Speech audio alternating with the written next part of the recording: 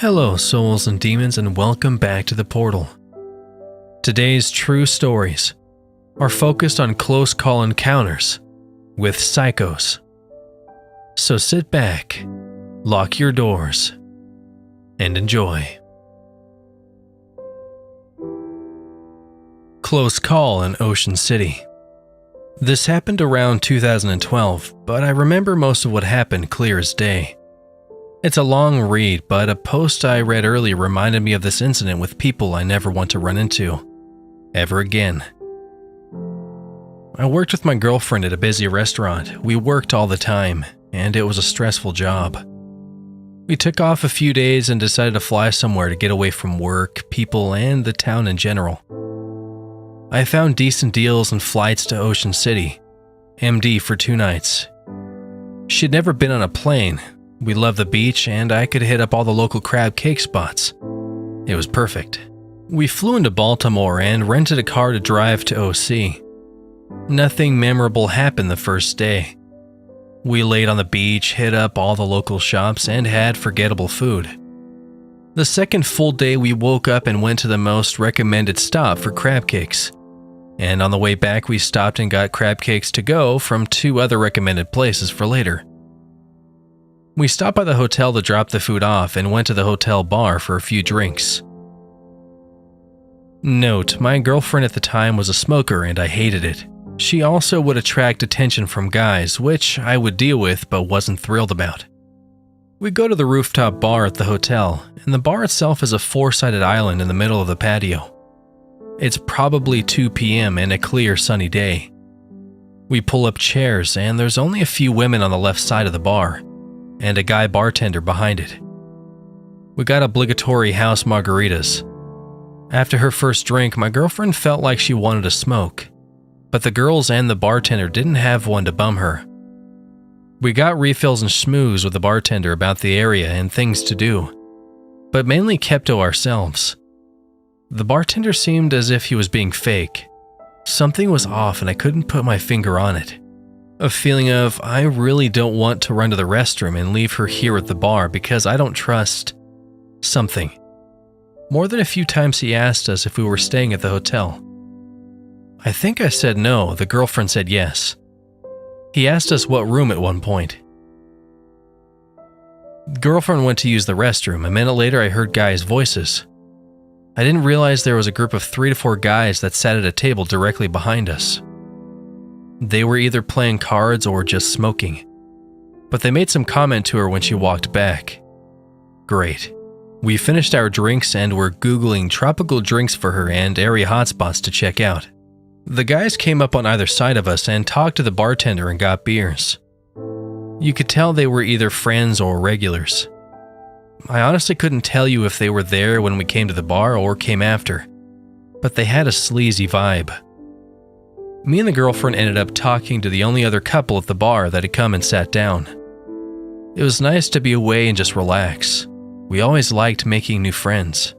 I didn't realize it, but one of the guys came up and either brushed against my girl or made a comment, and it rubbed her the wrong way. So in her infinite wisdom, she wanted to be bothersome to them and got up and asked to bum a smoke. I didn't realize it until I turned around and there she was, talking to the guy with his shirt unbuttoned and gold chains hanging on his chest, hair forest. I didn't want her associating with them, but if one gave her a smoke, I would get the guy a beer if it meant we didn't have to leave the bar to hit a store for smokes. She came back without a cigarette, mad. Apparently the guys kept asking what's in it for us, and said, your boyfriend wants to fight us, why would we give you anything? I didn't want to fight them, I was on vacation and I wasn't paying attention to them. But I didn't like the implication of the other comment at all. Because we had a lackluster first day, I wanted to pack in fun things this day, so this drink was my last one. I asked for the tab and the guy of the couple we met gave us his business card. He said we should meet him and his girlfriend at Secrets at 8 p.m. The guys behind us kind of swarmed on all sides of us and slammed down a pack of cigarettes. 2 smokes inside left, in between both me and my girlfriend. They said something like, here, then they ordered another round. We found it odd, but I thanked them and offered a shot. I don't even think they replied. One asked if we were vacationing, then asked if we were staying at the hotel, then took the round of beers back to the table. I had a weird feeling, as if they were locals and didn't like us because we were visitors.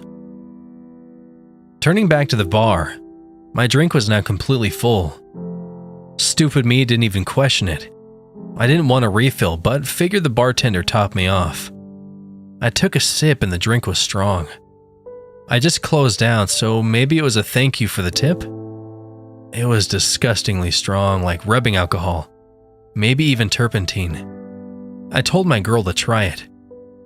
Boozy Susie over here takes a huge pull from my drink and nearly spit it back out. It was gross. She made a face and said that it shouldn't taste like that. I couldn't even ask the bartender about it, he was gone. I don't know when he disappeared, but he was nowhere to be found. I can't remember if I fully finished the nasty thing. My girl said something along the lines of "the guys are just staring, let's go." I was originally worried she was going to chat them up and thank them before we left, but she said she felt weird. The whole vibe changed, she wanted out. I remember spending a minute or two saying bye to the couple we were going to meet later, and headed towards the doors in the hotel. The guys weren't at their table. Patio door, elevator, hotel room door, and bed. My eyes open and I turn my head right. The alarm clock reads 3 a.m. I am face down in bed, on top of the covers. I push myself up and slide off the bed and stand up. The sliding glass doors are wide open, as are the screen doors to the balcony. There's a breeze. I think, did girlfriend jump off the balcony? And in that millisecond I hear crying behind me.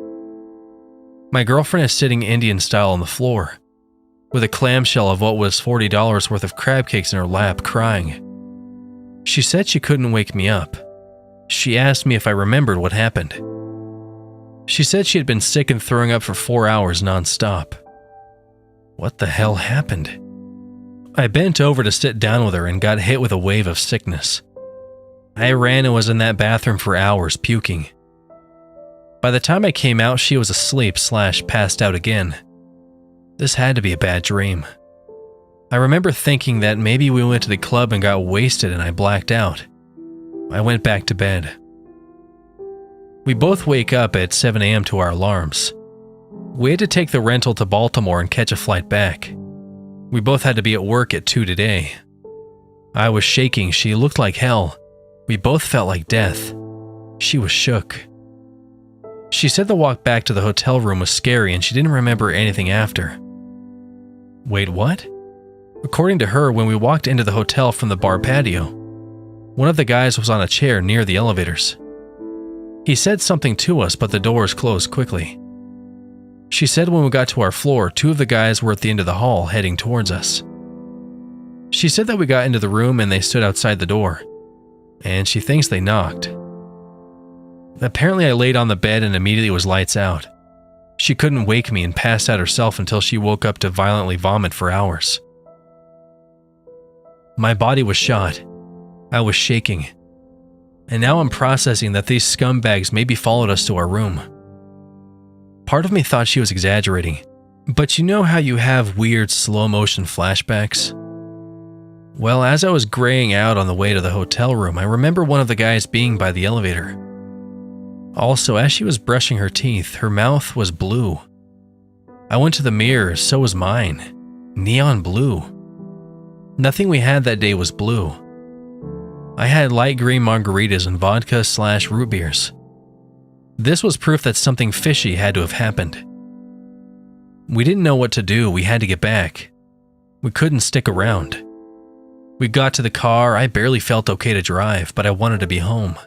We felt dirty, we were confused. And we wanted out of MD and swore we were never coming back. We missed our flight, explained the situation to the desk, and somehow got put on another flight back home. We sat in the airport for hours, dying. The flight was painful too. We made it to work a few hours late that day. Nobody believed our story and thought we made it up to justify being late.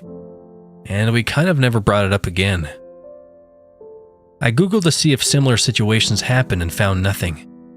We googled blue tongue and saw it's a side effect of a drug. I'll be honest, I felt lucky we made it out of OC. I don't know if we were a target of a room invasion or robbery, or if they wanted to attack or kidnap my girl. It could have turned out ugly in a lot of different ways. What if my girlfriend didn't take a huge swig? What if I drank that whole thing by myself? How close did I come to an OD or death, depending on the drug and its interactions with alcohol? I swear the bartender was in on it. I did call the hotel and asked if there were any issues with people being drugged or room robberies, and they said no, they have 0 incidents, and I think I let it go. I emailed the hotel from a throwaway email I created and told them to watch the hotel roof bar and bartender, and never got a reply. I realize I wrote a ton, but that's my story, and I think about it anytime someone brings up OC. My run-in with a murderer, close call. My skin crawls thinking about this guy.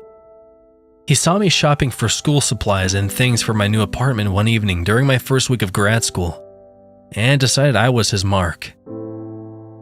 I had just moved to my new college town. Didn't even have a cell phone yet after leaving the one my folks paid for during undergrad behind. I was grown and could take care of myself. Eye roll. What a nitwit I was. As I left the parking lot with my purchases, I noticed this truck pull up behind me at the exit. It was late and there weren't too many people out. I pulled out and so did he. It was a few miles down a long retail street with lots of stoplights before my turn. As I drove, I realized the guy in the truck was trying to get my attention. I was in a relationship, so I ignored him. Over the next few miles, he kept trying to get me to look at him. Some red lights he would end up ahead of me, some behind or beside.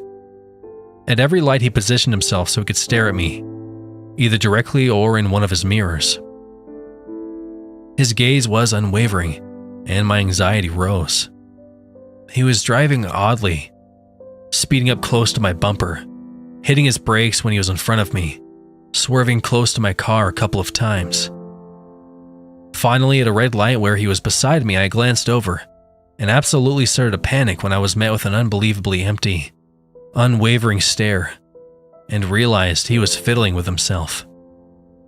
He was getting off on the fact that I was terrified, and he was following me, and he was trying to force me to pull over.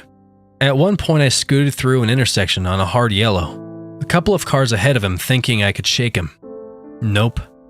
He went around the cars at the light and ran the red, and got back in front of me.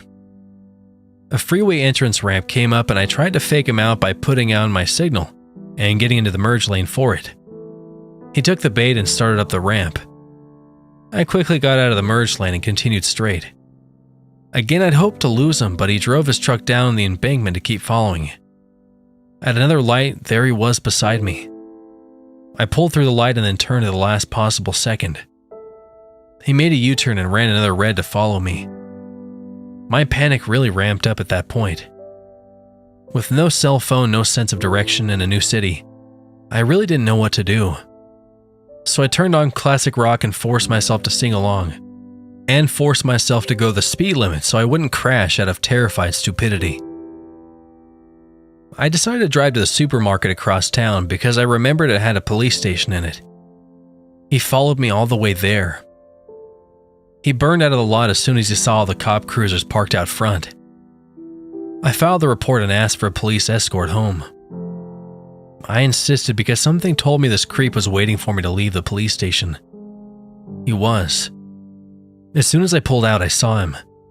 I pulled over and told the officer following me and he went after him, but the truck had taken off and the cop couldn't catch him. The police got the surveillance video from the first store. It turned out this jerk had been dogging me the entire time I was shopping. I saw him on surveillance footage following me through the store.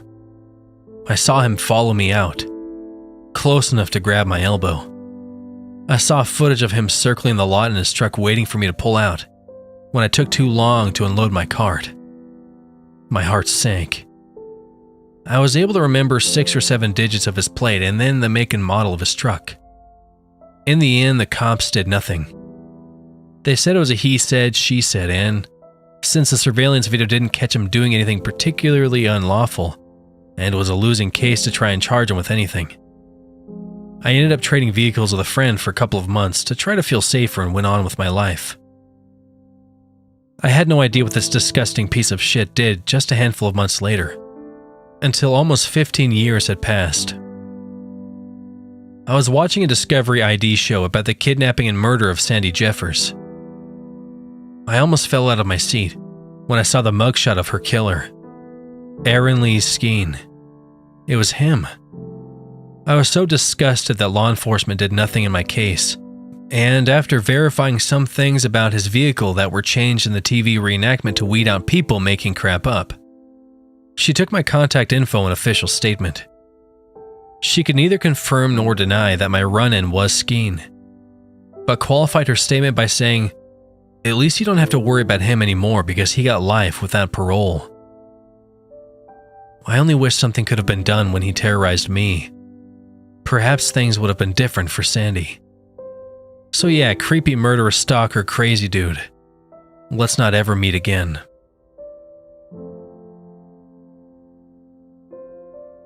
Guy waiting in the bushes, let's not meet. It was probably only after my close call that my mind really started to run away with what could have happened were it not for my dog. I'm a 26-year-old female. I live with my fiancé, my 2 cats, and my dog Rowan. Our house is literally less than a minute away from a huge farmer's field that is frequented by many dog walkers at all times of the day. Me and my SO often take turns walking Rowan around the field throughout the day. It was only around 7:30 p.m., and it was still really bright and sunny. Rowan was letting me know it was time to go for a walk, so while my partner was tinkering in the garage, I grabbed his lead and headed to the field. Let me quickly tell you about Rowan. He's a 2-year-old Rottweiler who is very loving and playful, if a little daft, but would not hurt a fly, not a bad bone in his body. He is also extremely well trained. We made sure to put the effort in as he's a big dog breed with a bad rep, so wanted to make a good point of not feeding stereotypes. I'm very much of the opinion of there's no bad dogs, just bad owners. Unfortunately, we've had some run-ins with some not-so-good dog owners, so Rowan gets a little nervous when meeting new dogs and people, but we're working on it. Anyway, back to the story. We are walking around the farmer's field. Rowan is off sniffing and peeing on every blade of grass in sight. I always keep an eye out for other walkers anyway, due to Rowan being a little nervous, and I clocked a guy in his own walking down the path towards me fairly far away. At first I thought nothing of it, as plenty of people walk this route without dogs. We were just coming out of lockdown in the UK. As the guy got closer, I noticed he was in a full tracksuit with the hood up, which was odd as it was like 23 degrees, so shorts and t-shirt weather. He then took a small path off the field leading through some bushes. It was a public-made shortcut rather than an official public footpath, but it was well enough used so I kept walking thinking nothing of it. At about 15 meters away from the path he took, Rowan shot back to my side immediately, dropping the mouthful of dirt he'd been pretending not to eat. He's not the smartest. I petted him and noticed he was standing super alert staring at the path entrance. When I looked up, I caught a glimpse of the man peeking around the edge of the bushes that concealed the entrance. I stopped dead in my tracks and Rowan's fur was stood on end as he positioned himself in front of me. It took me a second to realize that this man had been watching and waiting in the bushes for me to approach. My current route would have meant I'd be walking right by the path's opening. My stomach dropped as I realized we were the only ones around on that field. I had this weird moment where I was almost trying to convince myself that I was overreacting. But then the guy whistled. Not a wolf whistle, but as if to try and get my dog to come to him. Rowan was having none of it though, and I definitely took that as my cue to trust my stranger danger instincts. I immediately turned and walked back the way we came, simultaneously pulling my phone out and dialing my partner's phone number. I ended up having to clip on Rowan's lead on him to get him to walk with me, and he was not taking his eyes away from the path. He was even growling a little, which was so out of character and put me on edge even more. I glanced back and the man had edged slightly out of the bushes watching me walk away. My partner answered the phone after a few rings. I was only halfway through stammering out of the story, and he was already sprinting up to the field to meet me, telling me to stay on the phone but keep an eye on the man. The man in the tracksuit now fully came out of the bushes and just stood staring at me walking away. I dared a quick look away from him towards the entrance to the field to see my fiancée jogging towards me. He was relieved I was okay, but was also immediately pointing and shouting, "Is that him?" Clearly furious at what this man might have had in mind had Rowan not picked up on him hiding in the bushes. I eventually convinced my fiancée not to confront him, as he was still stood staring, almost taunting us. You never know what people might be capable of or have concealed. We came off the field and took Rowan on a different path, which he was more than happy about. I've never been so proud of Rowan for stepping up and protecting me. Safe to say he got plenty of treats and fussing when we got home. So creepy man in the bushes, let's not meet.